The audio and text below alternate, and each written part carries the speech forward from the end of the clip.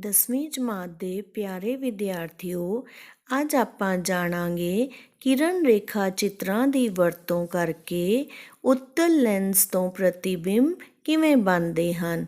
ਤਾਂ ਆਓ ਇਸ ਨੂੰ ਜਾਣਨ ਤੋਂ ਪਹਿਲਾਂ ਕੁਝ ਪਦਾਂ ਬਾਰੇ ਮਹੱਤਵਪੂਰਨ ਜਾਣਕਾਰੀ ਹਾਸਲ ਕਰ ਲਈਏ। ਤਾਂ ਬੱਚਿਓ, ਦੋ ਸਤਹਾਂ ਨਾਲ ਘਿਰਿਆ ਹੋਇਆ ਕੋਈ ਪਾਰਦਰਸ਼ੀ ਪਦਾਰਥ ਜਿਸ ਦੀ ਇੱਕ ਜਾਂ ਦੋਵੇਂ ਸਤਹ ਗੋਲਾਕਾਰੀ ਹੋਣ ਉਸਨੂੰ ਲੈਂਸ ਕਹਿੰਦੇ ਹਨ।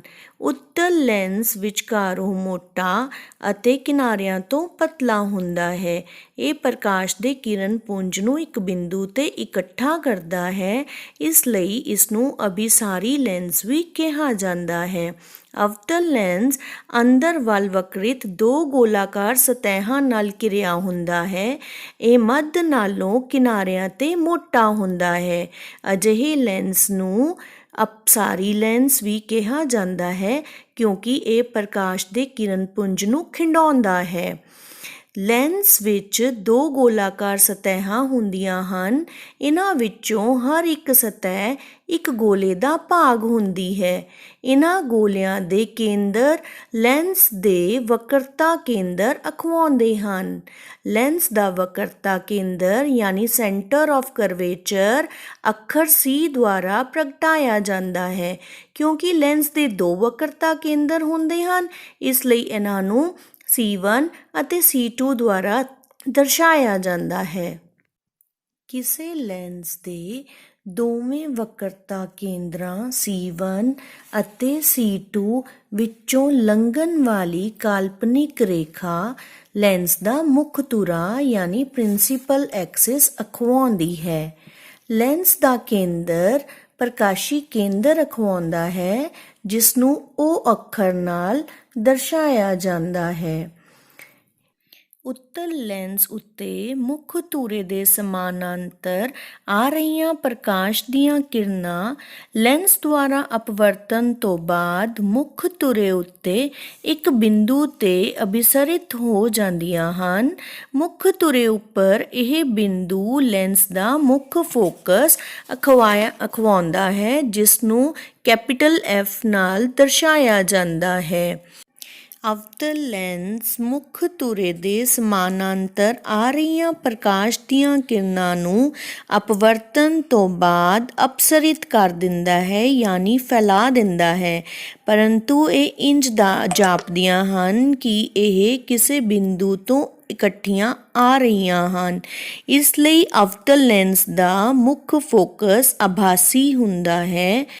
ਕਿਉਂਕਿ ਲੈਂਸ ਦੇ ਦੋ ਮੁੱਖ ਫੋਕਸ ਹੁੰਦੇ ਹਨ, ਇਸ ਲਈ ਇਹਨਾਂ ਨੂੰ F1 ਅਤੇ F2 ਦੁਆਰਾ ਪ੍ਰਦਰਸ਼ਿਤ ਕੀਤਾ ਜਾਂਦਾ ਹੈ। ਕਿਸੇ ਲੈਂਸ ਦੇ ਮੁੱਖ ਫੋਕਸ ਦੀ ਪ੍ਰਕਾਸ਼ ਕੇਂਦਰ ਤੋਂ ਦੂਰੀ ਫੋਕਸ ਦੂਰੀ ਕਹਾਉਂਦੀ ਹੈ। ਫੋਕਸ ਦੂਰੀ ਨੂੰ ਛੋਟੇ f ਦੁਆਰਾ ਪ੍ਰਦਰਸ਼ਿਤ ਕੀਤਾ ਜਾਂਦਾ ਹੈ। ਬੱਚਿਓ, ਰੇਖਾ ਚਿੱਤਰਾਂ ਦੁਆਰਾ ਪ੍ਰਤੀਬਿੰਬ ਬਣਾਉਣ ਦੇ ਕੁਝ ਨਿਯਮ ਹਨ। ਆਓ ਜਾਣਦੇ ਹਾਂ ਇਹਨਾਂ ਨਿਯਮਾਂ ਬਾਰੇ।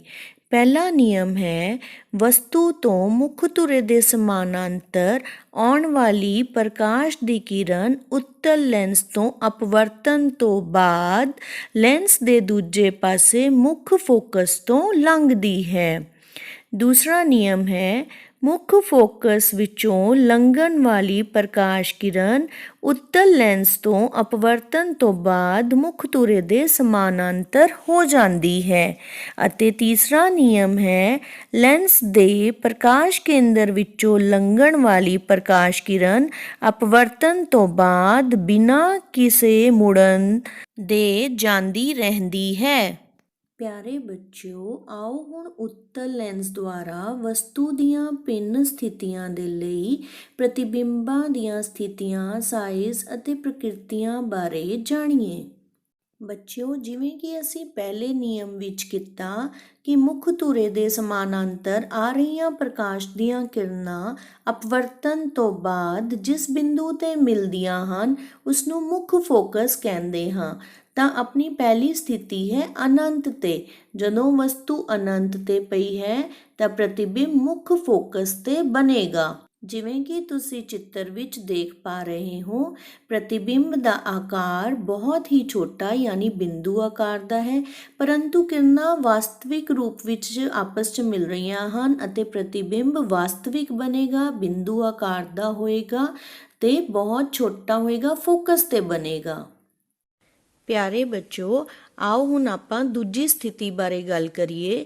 ਜਦੋਂ ਵਸਤੂ 2F ਤੋਂ ਪਰਾਂ ਪਈ ਹੈ ਯਾਨੀ ਸੈਂਟਰ ਆਫ ਕਰਵੇਚਰ ਤੋਂ ਪਰਾਂ ਪਈ ਹੈ, ਵਸਤੂ ਨੂੰ ਅਸੀਂ A ਅਤੇ B ਨਾਲ ਪ੍ਰਦਰਸ਼ਿਤ ਕੀਤਾ ਹੈ, ਤਾਂ ਮੁੱਖ ਧੁਰੇ ਦੇ ਸਮਾਨਾਂਤਰ ਆ ਰਹੀ ਪ੍ਰਕਾਸ਼ ਦੀ ਕਿਰਨ ਫੋਕਸ ਵਿੱਚੋਂ ਲੰਘ ਰਹੀ ਹੈ ਅਤੇ ਦੂਸਰਾ ਨਿਯਮ ਜਿਹੜਾ ਅਸੀਂ ਪੜ੍ਹਿਆ ਸੀ ਉਸ ਵਿੱਚ ਜਦੋਂ ਪ੍ਰਕਾਸ਼ ਦੀ ਕਿਰਨ ਕਿਸੇ ਪ੍ਰਕਾਸ਼ੀ ਕੇਂਦਰ ਚੋਂ ਲੰਘਦੀ ਹੈ ਉਹ ਸਿੱਧੀ ਲੰਘ ਜਾਂਦੀ ਹੈ, ਤਾਂ ਵਸਤੂ A ਤੋਂ ਆ ਰਹੀ ਪ੍ਰਕਾਸ਼ ਦੀ ਕਿਰਨ ਜੋ ਕਿ ਪ੍ਰਕਾਸ਼ੀ ਕੇਂਦਰ ਚੋਂ ਲੰਘ ਰਹੀ ਹੈ ਉਹ ਇਸ ਬਿੰਦੂ ਤੇ ਆ ਕੇ ਦੂਸਰੀ ਕਿਰਨ ਨੂੰ ਮਿਲਦੀ ਹੈ ਔਰ ਇਹ ਕਿਰਨਾਂ ਵਾਸਤਵਿਕ ਵਿੱਚ ਮਿਲਦੀਆਂ ਹਨ, ਤਾਂ ਇਸ ਸਥਿਤੀ ਤੇ ਪ੍ਰਤੀਬਿੰਬ ਬਣੇਗਾ। ਇਹ ਸਥਿਤੀ ਕਿਹੜੀ ਹੈ ਬੱਚਿਓ?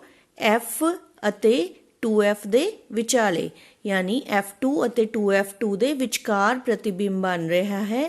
ਪ੍ਰਤੀਬਿੰਬ ਦਾ ਆਕਾਰ ਜੋ ਹੈ ਉਹ ਵਸਤੂ ਦੇ ਆਕਾਰ ਨਾਲੋਂ ਛੋਟਾ ਹੋਏਗਾ, ਪ੍ਰਤੀਬਿੰਬ ਵਾਸਤਵਿਕ ਬਣੇਗਾ ਅਤੇ ਉਲਟਾ ਬਣੇਗਾ। ਤਾਂ ਬੱਚਿਓ, ਇਹ ਸੀ ਸਥਿਤੀ ਜਦੋਂ ਵਸਤੂ 2F ਤੋਂ ਪਰਾਂ ਪਈ ਹੈ। ਹੁਣ ਅਗਲੀ ਸਥਿਤੀ ਬਾਰੇ ਜੇ ਗੱਲ ਕਰੀਏ, ਜਦੋਂ ਵਸਤੂ ਸੈਂਟਰ ਆਫ ਕਰਵੇਚਰ ਯਾਨੀ 2F1 ਤੇ ਪਈ ਹੈ ਤਾਂ ਆਪਣੇ ਮੁੱਖ ਧੁਰੇ ਦੇ ਸਮਾਨਾਂਤਰ ਆ ਰਹੀ ਪ੍ਰਕਾਸ਼ ਦੀ ਕਿਰਨ ਉਸੇ ਤਰ੍ਹਾਂ ਅਪਵਰਤਨ ਤੋਂ ਬਾਅਦ ਫੋਕਸ ਚੋਂ ਲੰਘਦੀ ਹੈ। ਇਸ ਨੂੰ ਮੈਂ ਫਿਕਸ ਕੀਤਾ ਹੋਇਆ ਬੱਚਿਓ, ਔਰ ਇਹ ਜਿਹੜੀ ਆਪਣੀ ਕਿਰਨ ਹੈ ਮੂਵੇਬਲ ਹੈ, ਤਾਂ ਮੈਂ ਇਹਨੂੰ ਇੱਥੋਂ ਐਡ ਕਰਕੇ ਦਿਖਾ ਰਹੀ ਹਾਂ ਤੁਹਾਨੂੰ ਕਿ ਜਦੋਂ ਵਸਤੂ 2F ਤੇ ਪਈ ਹੈ ਤਾਂ ਜਿਹੜੀ ਪ੍ਰਕਾਸ਼ ਦੀ ਕਿਰਨ ਪ੍ਰਕਾਸ਼ੀ ਕੇਂਦਰ ਚੋਂ ਲੰਘ ਰਹੀ ਹੈ ਉਹ ਸਿੱਧੀ ਲੰਘੇਗੀ, ਤਾਂ ਇਹ ਦੋਨੋਂ ਕਿਰਨਾਂ ਅਸਲ ਵਿੱਚ ਤੁਸੀਂ ਦੇਖ ਪਾਓਗੇ ਕਿ C2 ਯਾਨੀ 2F2 ਤੇ ਮਿਲਦੀ ਹੈ। ਤਾਂ ਇੱਥੇ ਜਿਹੜਾ ਪ੍ਰਤੀਬਿੰਬ ਬਣੇਗਾ ਉਸ ਦਾ ਆਕਾਰ ਵਸਤੂ ਦੇ ਆਕਾਰ ਦੇ ਬਰਾਬਰ ਹੋਏਗਾ, ਪ੍ਰਤੀਬਿੰਬ ਵਾਸਤਵਿਕ ਹੋਏਗਾ ਅਤੇ ਉਲਟਾ ਹੋਏਗਾ। ਠੀਕ ਹੈ ਬੱਚਿਓ। ਹੁਣ ਅਗਲੀ ਸਥਿਤੀ ਹੈ ਜਦੋਂ ਵਸਤੂ F ਅਤੇ 2F ਦੇ ਵਿਚਕਾਰ ਪਈ ਹੈ, ਤਾਂ ਸੇਮ ਉਦਾਂ ਹੀ ਮੁੱਖ ਧੁਰੇ ਆ ਵਸਤੂ ਹੈ, ਮੁੱਖ ਧੁਰੇ ਦੇ ਸਮਾਨਾਂਤਰ ਆ ਰਹੀ ਪ੍ਰਕਾਸ਼ ਦੀ ਕਿਰਨ ਫੋਕਸ ਚੋਂ ਲੰਘੇਗੀ ਔਰ ਜਿਹੜੀ ਪ੍ਰਕਾਸ਼ ਦੀ ਕਿਰਨ ਪ੍ਰਕਾਸ਼ੀ ਕੇਂਦਰ ਚੋਂ ਲੰਘਦੀ ਹੈ, A ਤੋਂ ਆ ਰਹੀ ਪ੍ਰਕਾਸ਼ ਦੀ ਕਿਰਨ ਜਿਹੜੀ ਪ੍ਰਕਾਸ਼ੀ ਕੇਂਦਰ ਚੋਂ ਲੰਘਦੀ ਹੈ ਉਹ ਅਪਵਰਤਨ ਤੋਂ ਬਾਅਦ ਪਹਿਲੀ ਕਿਰਨ ਨੂੰ ਕਿੱਥੇ ਮੀਟ ਕਰ ਰਹੀ ਹੈ ਤੁਸੀਂ ਦੇਖ ਪਾਓਗੇ, ਇਹ 2F2 ਤੋਂ ਪਰਾਂ ਜਾ ਕੇ ਮਿਲਦੀ ਹੈ ਯਾਨੀ C2 ਤੋਂ ਪਰਾਂ ਮਿਲ ਰਹੀ ਹੈ। ਔਰ ਜਿਹੜਾ ਪ੍ਰਤੀਬਿੰਬ ਦਾ ਸਾਈਜ਼ ਹੈ, ਆਹ ਸਾਈਜ਼ ਜਿਹੜਾ ਡਿਸਟੈਂਸ ਤੁਸੀਂ ਦੇਖ ਪਾ ਰਹੇ ਹੋ ਜਿੱਥੇ ਕਿਰਨਾਂ ਆਪਸ 'ਚ ਮਿਲ ਰਹੀਆਂ ਔਰ ਮੁੱਖ ਧੁਰੇ ਦੇ ਵਿਚਕਾਰ ਇਹ ਪ੍ਰਤੀਬਿੰਬ ਬਣੇਗਾ ਤੇ ਪ੍ਰਤੀਬਿੰਬ ਦਾ ਆਕਾਰ ਜਿਹੜਾ ਹੈ ਵਸਤੂ ਦੇ ਆਕਾਰ ਤੋਂ ਵੱਡਾ ਹੋ ਗਿਆ। ਪ੍ਰਤੀਬਿੰਬ ਦਾ ਆਕਾਰ ਵਸਤੂ ਦੇ ਆਕਾਰ ਤੋਂ ਵੱਡਾ ਹੋ ਗਿਆ। ਪ੍ਰਤੀਬਿੰਬ ਵਾਸਤਵਿਕ ਹੈ ਕਿਉਂਕਿ ਕਿਰਨਾਂ ਅਸਲ ਵਿੱਚ ਮਿਲ ਰਹੀਆਂ ਹਨ। ਠੀਕ ਹੈ ਜੀ, ਕਿਰਨਾਂ ਅਸਲ ਵਿੱਚ ਮਿਲ ਰਹੀਆਂ ਹਨ ਅਤੇ ਪ੍ਰਤੀਬਿੰਬ ਉਲਟਾ ਹੈ, ਆਕਾਰ ਵਿੱਚ ਵੱਡਾ ਹੈ। ਬੱਚਿਓ, ਆਪਣੀ ਅਗਲੀ ਸਥਿਤੀ ਹੈ F1 ਜਦੋਂ ਵਸਤੂ ਫੋਕਸ ਤੇ ਪਈ ਹੈ। ਸੇਮ ਉਸੇ ਤਰ੍ਹਾਂ ਆਪਾਂ ਦੇਖਾਂਗੇ, ਆ ਵਸਤੂ AB ਹੈ, ਮੁੱਖ ਧੁਰੇ ਦੇ ਸਮਾਨਾਂਤਰ ਆ ਰਹੀ ਪ੍ਰਕਾਸ਼ ਦੀ ਕਿਰਨ ਫੋਕਸ ਚੋਂ ਲੰਘ ਰਹੀ ਹੈ ਅਤੇ ਜਿਹੜੀ ਦੂਸਰੀ ਕਿਰਨ ਆਪਾਂ ਬਣਾਵਾਂਗੇ ਵਸਤੂ AB ਤੋਂ ਪ੍ਰਕਾਸ਼ੀ ਕੇਂਦਰ ਚੋਂ ਲੰਘਦੀ ਹੈ ਉਹ ਸਿੱਧੀ ਲੰਘ ਜਾਂਦੀ ਹੈ। ਤਾਂ ਤੁਸੀਂ ਦੇਖ ਪਾ ਰਹੇ ਹੋ ਇਹ ਕਿਰਨਾਂ ਆਪਸ ਵਿੱਚ ਇੱਕ ਦੂਜੇ ਦੇ ਸਮਾਨਾਂਤਰ ਹੋ ਗਈਆਂ, ਇਹ ਕਿਤੇ ਵੀ ਨਹੀਂ ਮਿਲ ਰਹੀਆਂ ਤੇ ਇਹ ਕਿੱਥੇ ਮਿਲਣਗੀਆਂ? ਅਨੰਤ ਤੇ ਮਿਲਣਗੀਆਂ। ਤਾਂ ਪ੍ਰਤੀਬਿੰਬ ਕਿੱਥੇ ਬਣੇਗਾ? ਅਨੰਤ ਤੇ ਬਣੇਗਾ। ਹਾਂਜੀ ਬੱਚਿਓ, ਇਹ ਬਿਲਕੁਲ ਫਰਸਟ ਕੰਡੀਸ਼ਨ ਦਾ ਉਲਟਾ ਹੈ। ਉਹਦੇ ਵਿੱਚ ਆਪਾਂ ਕੀਤਾ ਸੀ ਵਸਤੂ ਜਿਹੜੀ ਆ ਅਨੰਤ ਤੇ ਪਈ ਹੈ, ਕਿਰਨਾਂ ਅਨੰਤ ਤੋਂ ਆ ਰਹੀਆਂ ਨੇ ਤੇ ਪ੍ਰਤੀਬਿੰਬ ਫੋਕਸ ਤੇ ਬਣਦਾ ਸੀ। ਹੁਣ ਇਹ ਬਿਲਕੁਲ ਉਸਦੀ ਉਲਟੀ ਕੰਡੀਸ਼ਨ ਹੈ। ਜਦੋਂ ਵਸਤੂ ਫੋਕਸ ਤੇ ਪਈ ਹੈ ਤਾਂ ਪ੍ਰਤੀਬਿੰਬ ਅਨੰਤ ਤੇ ਬਣੇਗਾ। ਇਹ ਕਿਰਨਾਂ ਆਪਸ ਵਿੱਚ ਨਹੀਂ ਮਿਲਦੀਆਂ ਕਿਉਂਕਿ ਇਹ ਸਮਾਨਾਂਤਰ ਹੋ ਜਾਂਦੀਆਂ ਨੇ। ਨੇ। ਆਪਣੀ ਨੈਕਸਟ ਪੋਜੀਸ਼ਨ ਹੈ ਜਦੋਂ ਵਸਤੂ ਫੋਕਸ ਅਤੇ ਪ੍ਰਕਾਸ਼ੀ ਕੇਂਦਰ ਦੇ ਵਿਚਕਾਰ ਪਈ ਹੈ। ਫਸਟ ਰੇ ਬਿਲਕੁਲ ਸੇਮ ਉੱਦਾਂ ਹੀ ਬਣਾਵਾਂਗੇ। ਮੁੱਖ ਧੁਰੇ ਦੇ ਸਮਾਨਾਂਤਰ ਆ ਰਹੀ ਪ੍ਰਕਾਸ਼ ਦੀ ਕਿਰਨ ਫੋਕਸ ਚੋਂ ਲੰਘਦੀ ਹੈ। ਦੂਸਰੀ ਕਿਰਨ ਜਿਹੜੀ ਹੈ ਮੁੱਖ ਧੁਰੇ AB ਵਸਤੂ ਤੋਂ ਆਂਦੀ ਹੋਈ ਪ੍ਰਕਾਸ਼ੀ ਕੇਂਦਰ ਚੋਂ ਲੰਘਦੀ ਹੈ ਔਰ ਸਿੱਧੀ ਲੰਘ ਜਾਂਦੀ ਹੈ। ਤਾਂ ਤੁਸੀਂ ਬੇਟੇ ਦੇਖ ਪਾ ਰਹੇ ਹੋਵੋਗੇ ਕਿ ਇਹ ਦੋਨੋਂ ਕਿਰਨਾਂ ਜਿਹੜੀਆਂ ਖਿੰਡ ਰਹੀਆਂ ਨੇ, ਇੱਕ ਦੂਜੇ ਤੋਂ ਦੂਰ ਜਾ ਰਹੀਆਂ। ਤੇ ਜੇ ਆਪਾਂ ਇਹਨਾਂ ਨੂੰ ਕਿਤੇ ਪਿੱਛੇ ਵਧਾਵਾਂਗੇ ਇਸ ਤਰ੍ਹਾਂ ਇਹ ਜਾਪੇਗਾ ਕਿ ਇਹ ਕਿਤੇ ਇੱਥੋਂ ਮਿਲਦੀਆਂ ਹੋਈਆਂ ਆ ਰਹੀਆਂ। ਤਾਂ ਪ੍ਰਤੀਬਿੰਬ ਕਿੱਥੇ ਬਣ ਰਿਹਾ? ਅਸਲ 'ਚ ਨਹੀਂ ਬਣ ਰਿਹਾ, ਬਣਦਾ ਹੋਇਆ ਪ੍ਰਤੀਤ ਹੋ ਰਿਹਾ। ਆਭਾਸੀ ਪ੍ਰਤੀਬਿੰਬ ਬਣੇਗਾ, ਆਕਾਰ ਵਿੱਚ ਵੱਡਾ ਹੋਏਗਾ ਔਰ ਉਸੇ ਸਾਈਡ ਬਣੇਗਾ ਜਿੱਧਰੋਂ ਪ੍ਰਕਾਸ਼ ਦੀਆਂ ਕਿਰਨਾਂ ਆ ਰਹੀਆਂ ਹਨ। ਤਾਂ ਬੱਚਿਓ, ਇਹ ਸੀ ਵੱਖ-ਵੱਖ ਰੇਖਾ ਚਿੱਤਰ।